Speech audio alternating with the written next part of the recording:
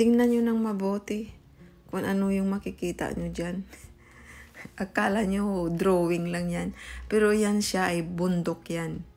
Bundok na naghati. Tinatawag nilang Montañas Pagata. Kung sa English, Crack Mountain. Ang bundok na yan ay nahati sa dalawa nung ipinako si Jesus.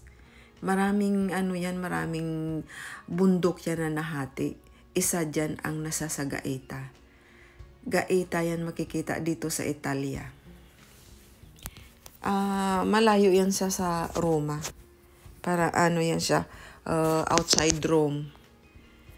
Pumupunta yan dyan yung mga turista. Maraming turista na pumupunta dyan. Mamaya dyan, tingnan nyo na lang. Mamaya dyan, ipakita ko sa inyo yung pagbaba.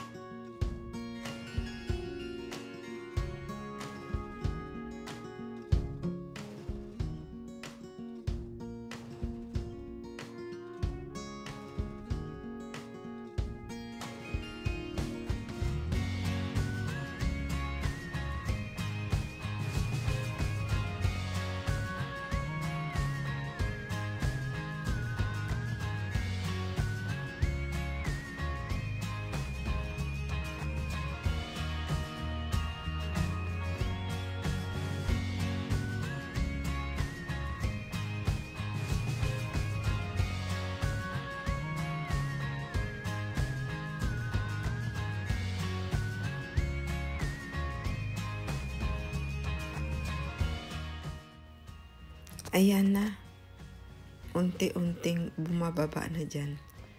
Pumapasok kami sa bundok na nahati. Yan, tingnan nyo.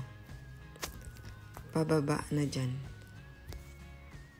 Mahabang lakarin yan pababa. Hindi yan masyado malawak, masikip yan. Siguro ang niyan, 2 tao lang pwede magsabay. Tapos sa unahan dyan mamaya, mayroon dyan yung tawag dyan? Yung nag-mark yung kamay ng higante. Kasi higante daw ang nag-ano dyan, ang nakatira. Higante ang nakatira dyan. Mamaya, ipakita ko na naman sa inyo. Titingnan nyo na lang kung ano kahaba yung pagbaba dyan. Titingnan yung lumalakad yung mga tao pababa. Mahabang lakarin yan pababa.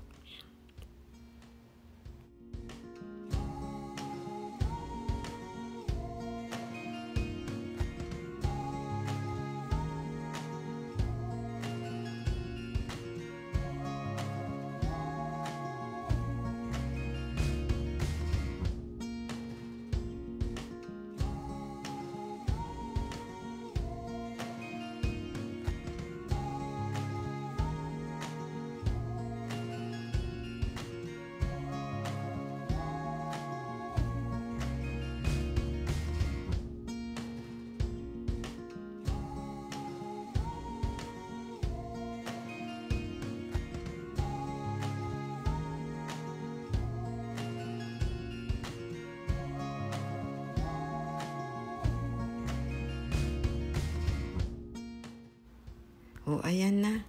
Tingnan nyo yung kamay na yan. Tingnan nyo ang kamay na yan. Pinapasok niya ang kanyang kamay sa mark ng kamay ng higante. Yung na yan, yung mark na yan, matubig yan, hindi natutuyo. Pero itong na to, hindi ba, parang mga bato yan yung nahati, kasi bundok, tuyo yan. Pero pag hinawakan mo yung na yan, yung mark ng kamay ng higante, may tubig, basa. Yan. Isang miracle dyan. Titingnan nyo. Isang kamay dyan. Yan na naman, dyan na kami sa taas. Nakarating na kami dyan sa taas. Mahaba yan. Kaya mahaba ang lakarin. Tapos aakyat ka na naman. Aakyat ka na naman sa tuktok ng bundok na yan na nahati. Dyan na kami, nakarating na kami dyan. Pero hindi pa rin yan, hindi pa dyan sa pinakatuktok. Mamaya, medyo may aakyatan pa na ano dyan. May aakyatan pa na hagdan. Tapos para marating mo yung tuktok. Tuktok ng bundok. 'Di ba kasi hindi naman pwede na sa tuktok ka kaagad eh. Kasi ang hati niya, siyempre pag hati ng bundok ay yun siya, yung deep yun, deep. Hindi lang naman naghati doon sa Hindi lang naman naghati doon sa taas lang, kundi sa baba rin. Kaya bumaba, umakyat. Ayan na yan, oh. Diyan na yan kami. Yan, oh, tingnan nyo. May akyatan din na, ayan, hagdan. Yan. Diyan na yan kami sa tuktok ng bundok na nahati. Hindi kami nakapunta talaga doon sa pinakatuktok kasi kung pupunta ka doon sa pinakatuktok, yung dadaan ka ng kumbinto, pagpunta namin dyan ay sirado ang kumbinto. Hindi pwede makapasok. May araw lang kasi yun. Dadaan ka kasi sa kumbinto ng mga pari. Pag gusto mo talagang pupunta ka talaga doon. Pwede yan pwede mo malakad yung bundok. Nakaakyat na ako dyan one time. Yan, ayan, yung tuktok. Pag gusto mo talaga umakyat dyan sa tuktok niya, hindi talaga kami nakarating doon sa pinakatuktok. Dito lang kami nakarating dyan, oh. Yung may parang nakita yung may bahay-bahay na yan. Yan. Diyan lang kami nakarating. Pero kung gusto mo talaga makarating dyan sa tuktok na yan, nakita mo yan. Yung naghati na yan ng bundok. Dadaan ka ng kumbinto.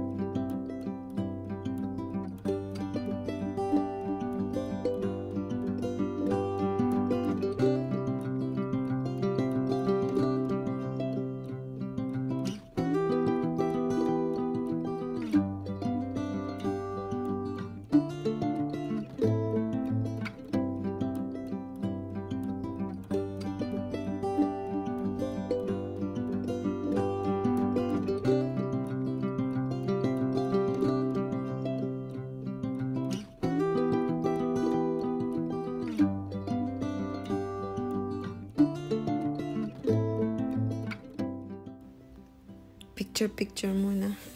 Nandyan, picture muna dyan sa taas ng bundok na yan na nahati. Yan. Picture muna lahat para bago bumaba. Remembrance. Kasi hindi man palagi pumupunta dyan. Kasi malayo yan dito sa Roma. Talagang mo talaga, pag mag-tour ka talaga. Mag-tour. Yan. Picture.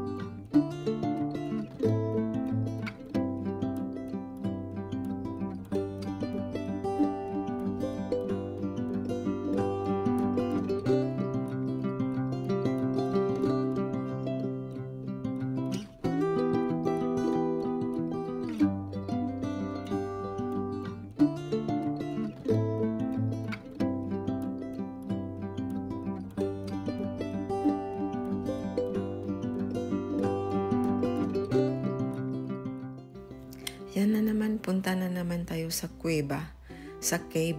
Sa kabila, doon kami umakyat para akyatin yung kung saan yung kamay, nagmarka ang kamay na higante.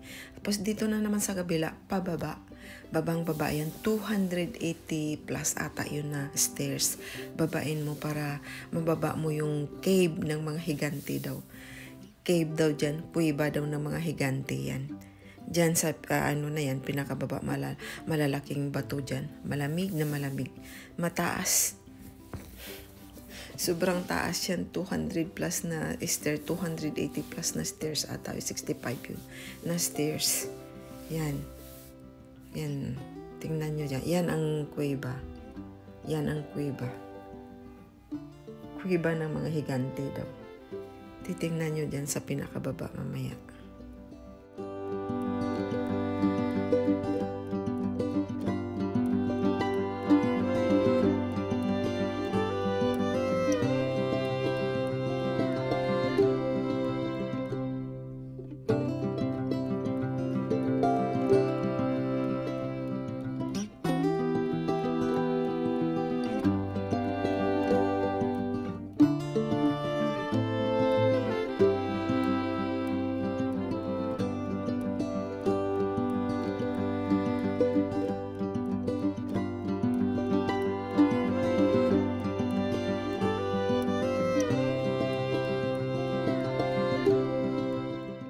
Ayan, no? Sa pinakababa ng kuweba na yan ang makikita mo yan. Blue na blue ang tubig. Malamig na malamig dyan. Malalaking bato. Yan siya. Yan. Tapos lulusot yun doon, dagat na. Kasi yung Gaeta ay dagat dyan. Nagdadak yung mga barko dyan sa Gaeta. Yan, kaya pag yun doon, pag na yung kuweba na yun. Yan. Titingnan nyo. Lalabas sa dagat. Yan. Sino pupunta kayo dito sa Italia? Nyo yung magpasyal kayo dyan. Yan, no? Yan ang pinakababa. Kuweba ng mga higante. Yun ang sabi nila. Pero totoo yan. Totoo yan. Hindi naman sila sabi yan. No? Bato yan. Bato. Malamig na malamig dyan. Nakababa talaga kami yan. Ko dyan sa may bato na yan. Nagpatong tapos magpicture. Malamig na malamig dyan. Sige, enjoy kayo panood. Enjoy na lang kayo panoorin yung kuweba na yan. Kaya kung sino makapunta dito sa Italia, pasyalan nyo, punta kayo ng Gaeta.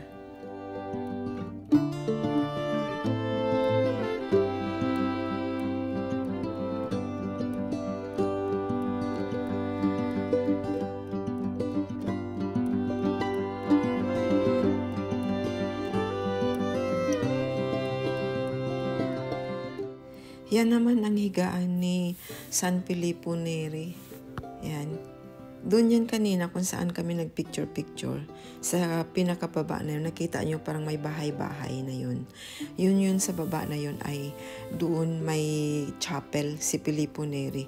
Diyan ang higaan niya, nakita nyo, nakasulat yan. May nakakita kayo dyan, nakasulat. Diyan ang higaan niya. Tapos, doon siya nagdadasal sa chapel na yun. Nakita niyo kung saan kami na picture-picture na tinuro ko yung may parang may yan, bubong-bubong. Yan. Yan ang chapel, Filippo Neri. Doon yan sa kung saan kami bumaba, kung saan yung may marka ng kamay ng higante. Diyan yan. Doon yan sa taas kung saan kami umakyat, yung may steel na inakyatan namin na hagdan. Tapos yung may bubong-bubong, yan ang baba niya. Chapel ni Filippo Neri.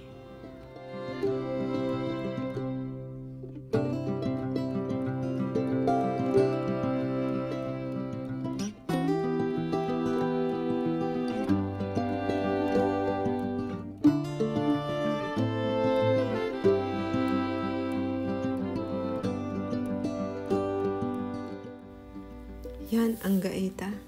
Yan. Gaeta yan. Ng dagat. Diyan nagdadak yung mga siguro may mga Pilipino diyan eh. Yung barko nila ay nagdadak din diyan. Tapos minsan pag diyan, na mamasyal din ng mga Pilipino diyan. Mga marine. Yan. Yan yung may dagat. Yan. Yung nakita niyong kuweba doon, dyan lumalabas yung tubig. Yan ang Gaeta. Panoorin nyo. Panoorin nyo. Panood na lang kayo. Enjoy watching na lang ng ng panorama ng Gaeta. Tapos pasyal na lang kayo pag kayo magpumunta dito sa Italia.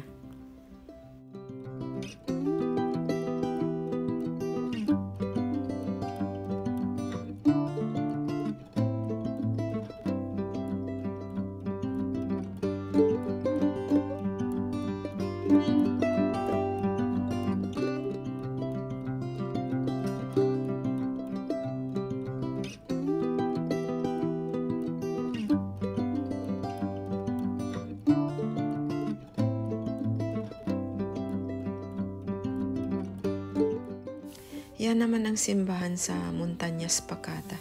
Kasi ang Montañas Pacata is holy place, diba? Kaya hindi mawala yung simbahan dyan.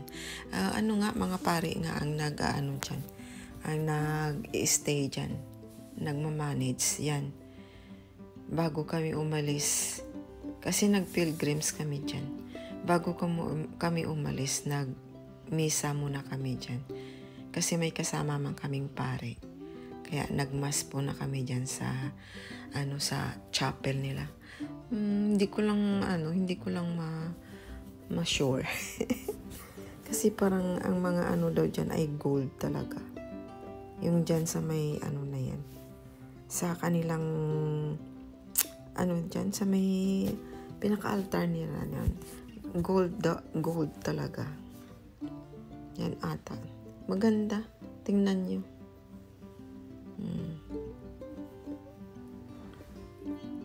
Yan ata. Gold daw talaga ata yan. Panoorin nyo na naman. Andyan kami. Magmamas muna kami bago kami mag-alis. Tapos mamaya ipasyal ko na naman kayo dun sa isang place.